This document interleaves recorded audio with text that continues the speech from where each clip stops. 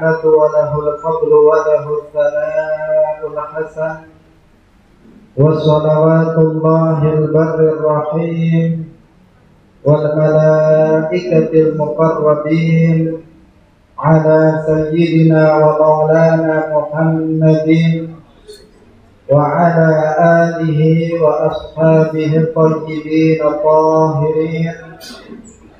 اللهم لا سهل إلا ما جعلته سهلا وأنت تجعل الحزن إذا شئت سهلا. اللهم ارزقنا الإخلاص في النية والقول والعمل. وبعد. Para ahli ulama, para kiai ingkang kita muliakan, pengurus PCNU Kabupaten Sidoarjo, baik suriah maupun tanfidiyah, ingkang kita muliakan, yang khususnya Dumateng Kiai Haji Shaleh Qasim, para bapak, para ibu hadirin hadirat rahimakumullah. Alhamdulillah, puji syukur marilah kita sampaikan kepada Allah Subhanahu wa taala. Pada siang hari ini Allah mentakdirkan kita untuk bisa bersama-sama dalam kegiatan yang mulia, yaitu ngaji aswajan, ngaji ahlu sunnah wal jamaah. Tanpa disangka-sangka Allah Subhanahu wa taala mentakdirkan, dan apa yang telah ditakdirkan oleh Allah pasti terjadi. Salawat dan salam semoga tetap terlimpahkan kepada Nabi Agung Nabi Muhammad sallallahu alaihi wasallam, para sahabatnya, para keluarganya, serta seluruh umat Islam yang mengikuti beliau hingga yaumil qiyamah. Bapak, Ibu, hadirin hadirat rahimakumullah, langsung saja pada materi, bahwa tema kita pada siang hari ini adalah bedanya tauhid azwajah dan wahabi. Tentu yang pertama kali kita harus mengenal adalah siapa azwajah dan siapa wahabi. Dan kenapa wahabi yang kita kaji pada siang hari ini, padahal kelompok-kelompok yang menyimpang dari aswaja itu jumlahnya sangat banyak. Ada wahabi, ada Hizbut Tahrir, ada Hizbul Ikhwan, ada Ahmadiyah, ada Syiah, ada LBI dan sebagainya. Jumlahnya sangat banyak yang menyimpang dari akidah aswaja. Tetapi kita khususkan kajian kita pada siang hari ini dengan yaitu perbedaan aswaja dan wahabi. Itu karena wahabi adalah kelompok menyimpang yang paling berbahaya saat ini. Tidak ada yang melebihi bahayanya wahabi pada saat ini. Kenapa? Kalau HTI atau Ikhwan, maka lawannya mereka negara. Selain umat Islam, mereka juga melawan negara. Sehingga kalaupun kita misalnya itu kita tidak bergerak, maka mereka akan berhadapan dengan negara. HTI mereka ingin mengganti NKRI menjadi sistem khilafah qadariyah ala mereka. Maka mereka akan berhadapan dengan polisi, akan berhadapan dengan tentara. Kalau Ikhwan, di antara mereka ada yang menjadi kelompok teroris, lawan mereka adalah tentara, lawan mereka adalah negara. Tetapi Wahabi hampir tidak ada yang melawan kecuali kita, Ahlus Sunnah wal Jamaah. Padahal penyebaran Wahabi di Indonesia ini sudah luar biasa, terutama Wahabi yang Wahabi tarbiyah, Wahabi yang mereka menyebarkan akidahnya melalui pendidikan-pendidikan melalui lembaga-lembaga pendidikan dan pondok pesantren. Itu sudah luar biasa. Kalau kita mengetahui hal ini, kita jalan-jalan kepala. Kayaknya kita nggak mampu lagi untuk untuk menghadapi mereka. Tetapi kita yakin Aswaja akan tetap jaya selamanya. Itu keyakinan kita, dan itu memang sudah ada nasnya bahwa Aswaja akan tetap menjadi mayoritas umat Islam di seluruh dunia kapanpun juga.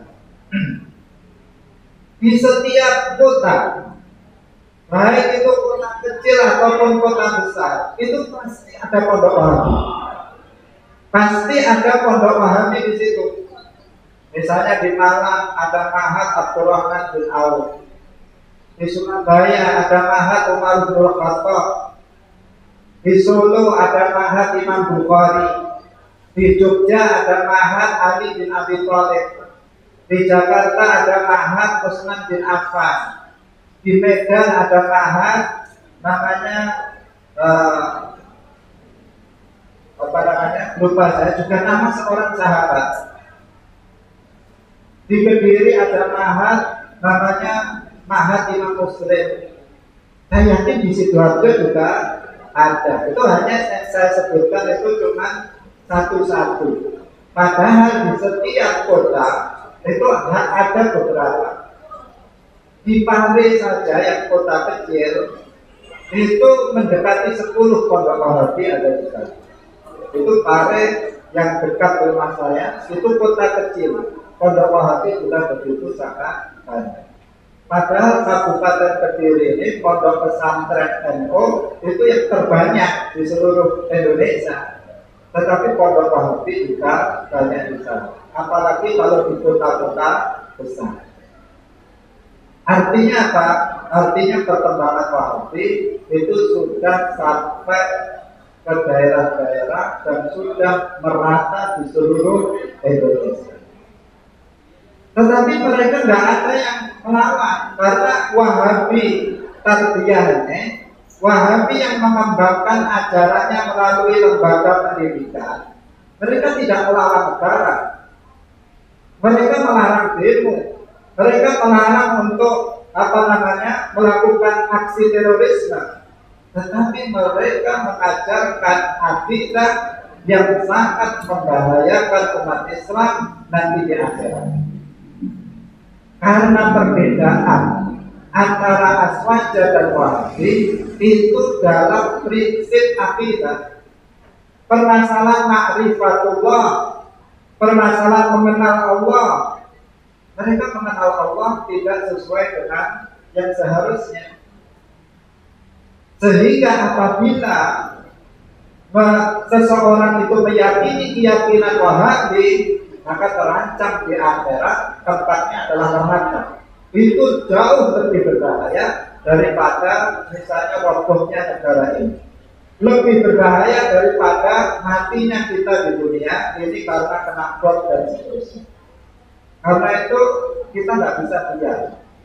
Kita Aswaja NU tidak bisa diam. Kita harus bersama-sama untuk melawan, mempertahankan ajaran Ahlus Sunnah wal Jamaah. Coba ini dari awal. Maka di sini kita akan memulai untuk pengenalan dulu sepintas, meskipun tidak panjang lebar, karena kita khawatir nanti ada yang nggak tahu Aswaja itu siapa sih, Wahabi itu siapa sih. Saya khawatir ada yang kurang memahami. Karena itu sepintas akan kita jelaskan tentang masalah siapa itu Aswaja dan siapa itu Wahabi, baru perbedaan akidahnya. Bapak Ibu hadirin rahimakumullah, Aswaja singkatan dari Ahlus Sunnah wal Jamaah.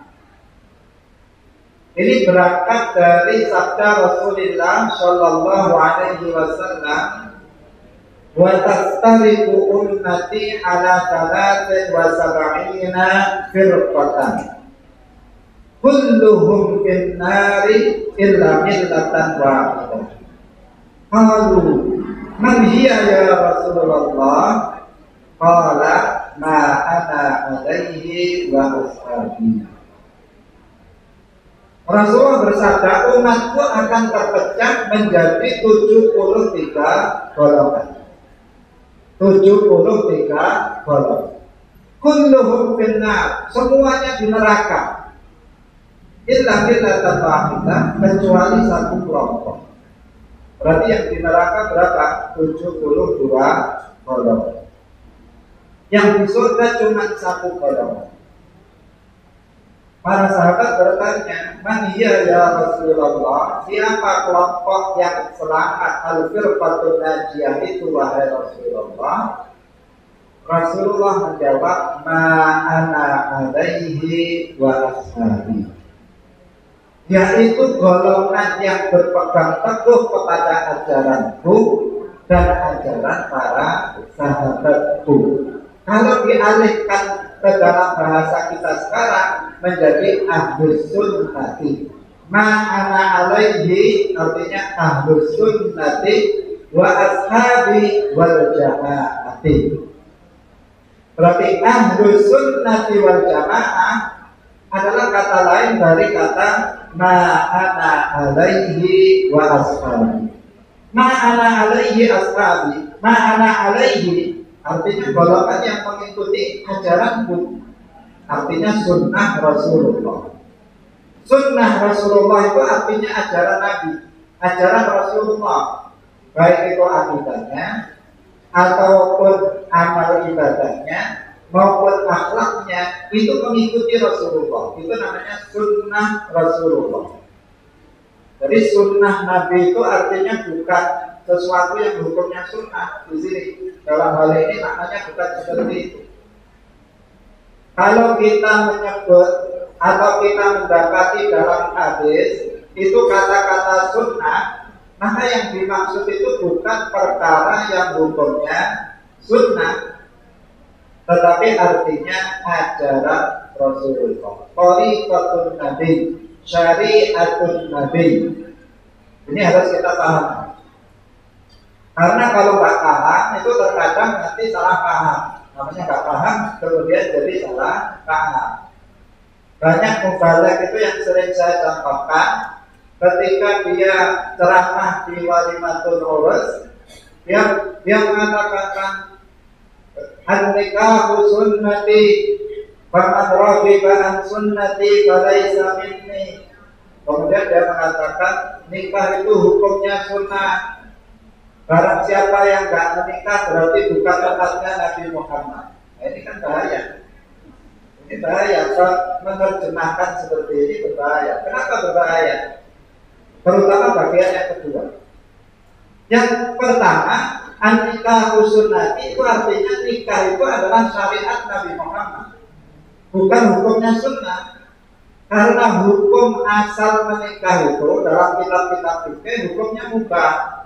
Tapi bisa menjadi sunnah, bisa menjadi wajib. Tapi hukum asal menikah itu apa? Mubah, boleh. Mau menikah boleh, kalau menikah juga boleh. Itu hukum asalnya.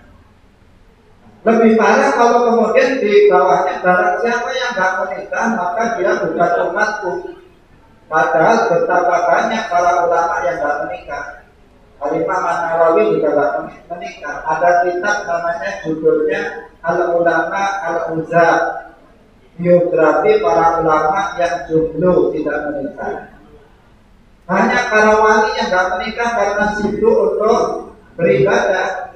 Apakah mereka bukan umat Nabi Muhammad karena gak menikah? Tentu tidak. Nah, karena itu kita harus memahami. Ada lagi hadis man ahya sunnati inda fasadi ummati falahu ajru syahid. Kemudian orang itu untuk mengamalkan hadis itu, kemudian dia mengamalkan amalan-amalan sunnah saja.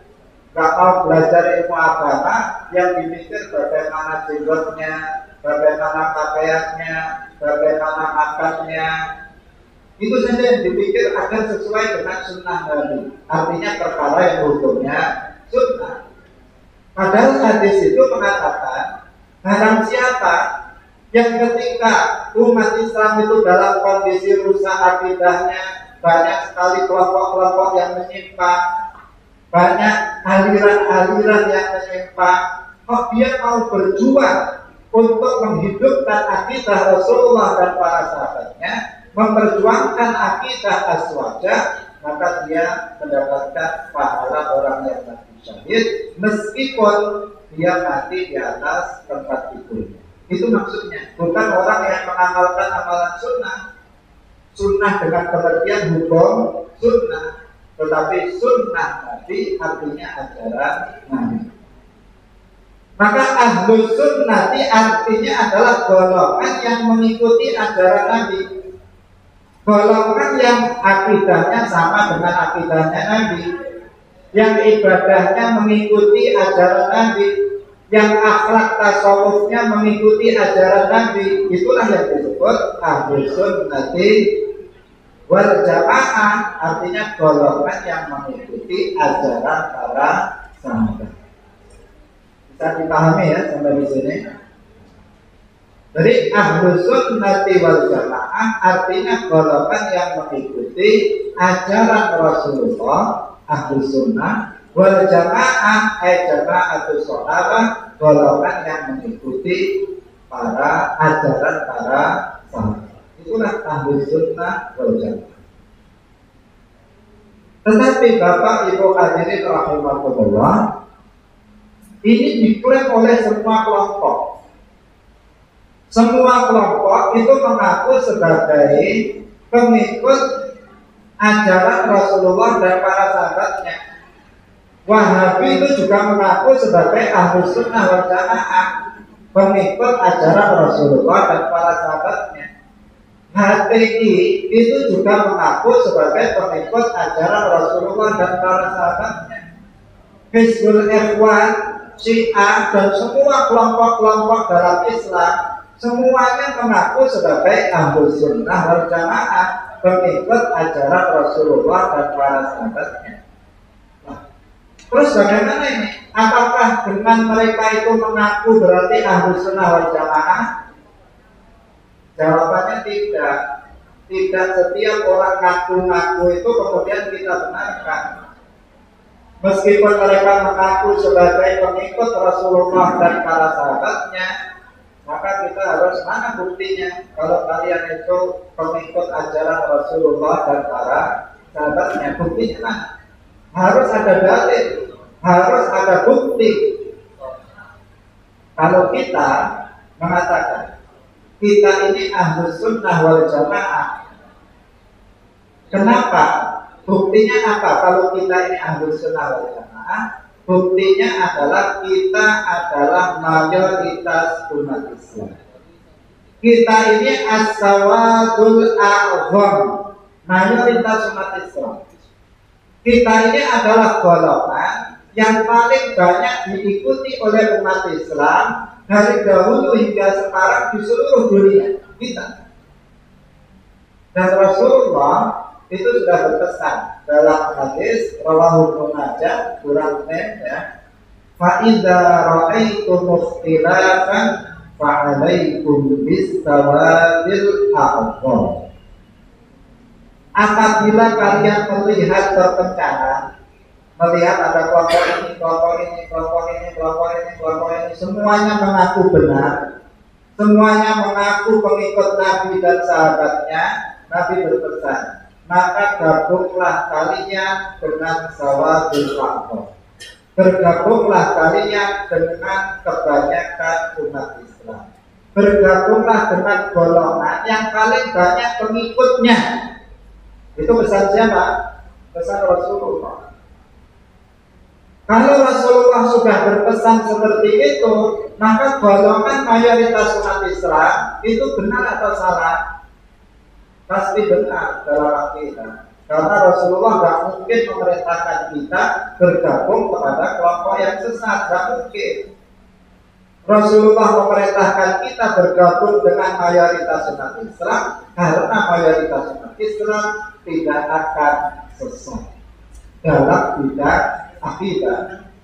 Kita bicara dalam bidang akidah.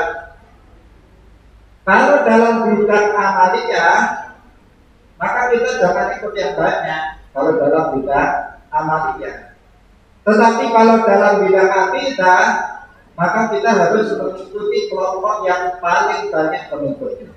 Itu wasiat dari Rasulullah Shallallahu Alaihi Wasallam. Tapi kalau amaliyah enggak, karena orang soleh dari umat Islam ini jumlahnya sedikit.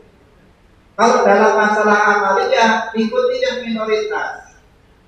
Hadisnya adalah ja'al islamu ghariba wa sayamutu ghariba fatuba lil ghuraba. Karena orang Wahabi salah menempatkan hadis. Orang Wahabi itu minoritas, tetapi mereka bangga. Kami bangga jadi minoritas. Kenapa? Karena kami masuk dalam hadis fatuba lil ghuraba. Kami ini dianggap aneh, kami ini dianggap asing oleh masyarakat. Berarti kami ini orang yang beruntung, kami kelompok yang beruntung. Itu kata Wahabi. Kita katakan salah tempat. Salah tempat. Kalau masalah akidah, hadis ini fa idza ra'aitum ikhtilafan fa 'alaikum bis-sawadil ahwa. Apabila masalah amaliyah, maka satu baru berubah. Di sini banyak, semuanya menutup aurat, ibu-ibunya semuanya menutup aurat. Tapi nanti panjenengan keluar sana, ke kota sana, kira-kira yang pakai jilbab sama enggak banyak mana? Banyak yang enggak. Di sini banyak yang hadir. Nanti di sana ada konser musik, kira-kira lebih banyak yang mana yang hadir? Yang konser musik lebih banyak. Apakah berarti yang sana yang benar? Enggak. Kalau dalam masalah amaliyah tidak. Tetapi kalau dalam masalah akidah, maka ikutlah akidah yang dipegangi oleh kebanyakan umat Islam. Maka kita ini adalah mayoritas umat Islam di seluruh dunia dari dulu hingga sekarang. Pertanyaannya adalah siapa kita? Siapa kita?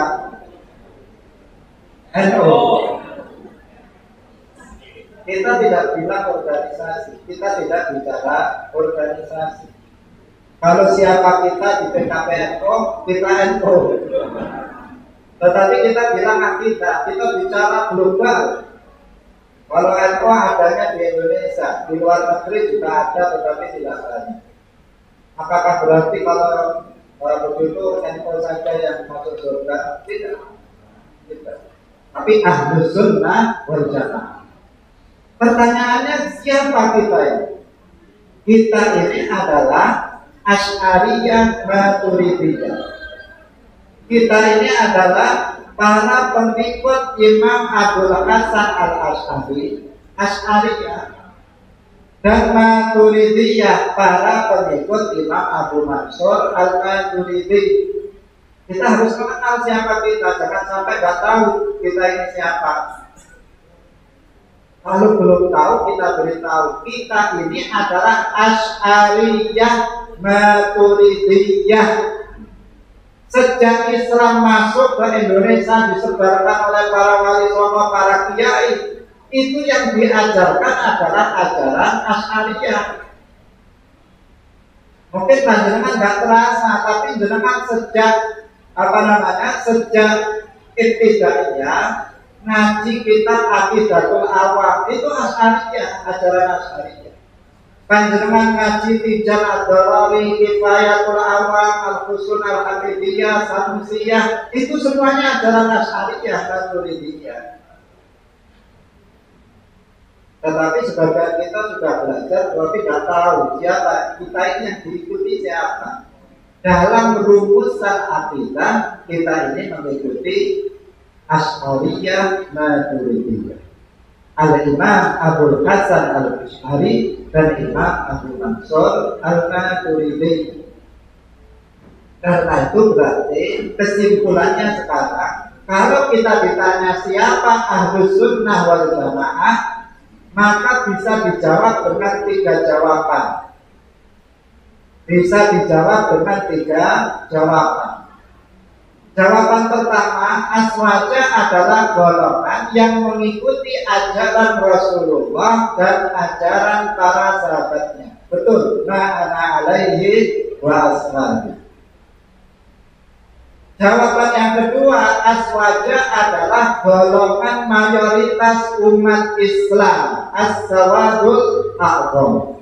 Betul juga, karena memang begitulah. Rasulullah berpesan bahwa kita harus bergabung dengan golongan mayoritas umat Islam. Yang ketiga, langsung to the point, aswaja adalah Asy'ariyah Maturidiyah berdasarkan perkataan dari Al-Hafidz Muhammad Murtadha Az-Zabidi dalam syarah Ihya. Judulnya Ithafus Sadah Al-Muttaqin. Beliau mengatakan, idza utliqa ahlus sunnati wal jamaah fal muradu bihim al-asy'ariyatu wal maturidiyah. Jika dikatakan ahlus sunnah wal jamaah, maka yang dimaksud adalah asy'ariyah atau asy'ariyah dan maturidiyah. Karena itulah panjenengan kalau membaca ADART-NO, pasti kita semuanya sudah paham. Dikatakan di situ NO itu dalam bidang akidah adalah Asy'ariyah Maturidiyah. Jadi kita dalam bidang akidah adalah Asy'ariyah Maturidiyah. Artinya apa? Kita mengikuti akidah hasil rumusan dari Al-Imam Abul Hasan Al-Asy'ari dan Al-Imam Abu Mansur Al-Maturidi. Akidah siapa itu? Akidah Rasulullah dan para sahabat. Pada masa Rasulullah, akidah itu belum dirumuskan. Karena ada yang bilang, kalau begitu para sahabat bukan ahlu sunnah, karena belum ada Asy'ariyah Maturidiyah. Ada yang mengatakan seperti itu. Ini perkataan yang kalau dasar. Ini maksudnya adalah rumusan dari Imam Abul Hasan dan Imam Abu Mansur Al-Maturidi. Pada masa Rasulullah, akidah itu belum dirumuskan. Belum dirumuskan sebagaimana sekarang. Ketika Rasulullah berdakwah itu belum mengajarkan sifat wajib bagi Allah 20, sifat mustahil bagi Allah 20, sifat jaiz bagi Allah 1. Itu belum diajarkan oleh Rasulullah. Sudah diajarkan tetapi belum dirumuskan. Ada wujud, kitab, bapak, kepala, patul, hawadisi dan seterusnya. Belum dirumuskan begitu. Nah, yang merumuskan siapa? Imam Abu Mansur Al-Maturidi dan Imam Abu Hasan Al-Asy'ari, itu yang merumuskannya. Untuk mempermudah umat Islam di tengah-tengah banyaknya kelompok yang menyimpang. Kalau pada zaman Rasulullah itu tidak diperlukan. Kenapa? Karena ketika itu tidak ada paham lain. Gak ada musyabbihah, gak ada qadariyah, gak ada mu'tazilah, gak ada jabriyah, gak ada dahriyah, gak ada jahmiyah, gak ada kelompok-kelompok itu. Sehingga gak perlu dirumuskan, mereka sudah paham. Tetapi ketika pada masa Imam Abul Hasan dan Imam Abu Mansur, ketika itu banyak sekali kelompok-kelompok yang menyimpang, sehingga umat Islam bingung akidah Rasulullah itu sebenarnya yang mana sih? Yang satu bilang begini, yang satu bilang begitu, yang sana bilang begini, yang sini bilang begitu. Umat Islam menjadi buram, menjadi gak jelas akidah Rasulullah dan para sahabatnya yang sebenarnya. Maka kemudian Imam Abul Hasan dan Imam Abu Mansur merumuskan berdasarkan Al-Quran, berdasarkan hadis, berdasarkan ijma' para ulama, dirumuskan akidah Rasulullah dan para sahabat. Maka Asy'ariyah Maturidiyah adalah golongan yang mengikuti akidah Rasulullah dan para sahabat. Karena jasa kedua orang itu, maka Ahlus Sunnah wal Jamaah dinisbatkan kepada keduanya. Maka kalau panjenengan mengenal seorang ulama besar, apakah itu dari golongan fuqaha, muhaddisin, mutakallimin, usuliyin, lughawiyin, panjenengan sebutkan namanya, maka kalau nggak Asy'ariyah mereka adalah Maturidi. Al-Hafidz Ibnu Hajar Al-Asqalani Asy'ariyah, Al-Imam Al-Ghazali Asy'ariyah, siapa lagi Al-Hafidz Al-Bayhaqi, Abu Bakar Al-Baqillani, siapa lagi yang panjenengan hafal? Al-Imam An-Nawawi, siapa lagi? Al-Imam Al-Juwayni, siapa lagi? Al-Hafidz Ad-Daruqutni, Tajuddin As-Suluki, Tajuddin Taqiyuddin As-Subki, Tajuddin As-Subki, dan masih banyak yang lainnya. Itu para ulama itu Asy'ariyah, Maturidiyah, dan mereka adalah panutan umat Islam di seluruh dunia. Artinya mayoritas umat Islam adalah Asy'ariyah, Maturidiyah.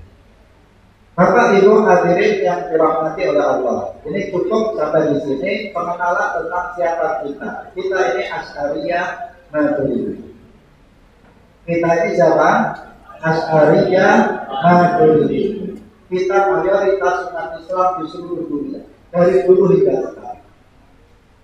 Kita ini adalah yang sebenar-benarnya mengikuti ajaran Rasulullah dan para sahabat. Buktinya apa? Kita mayoritas. Buktinya adalah kita mayoritas umat Islam di seluruh dunia.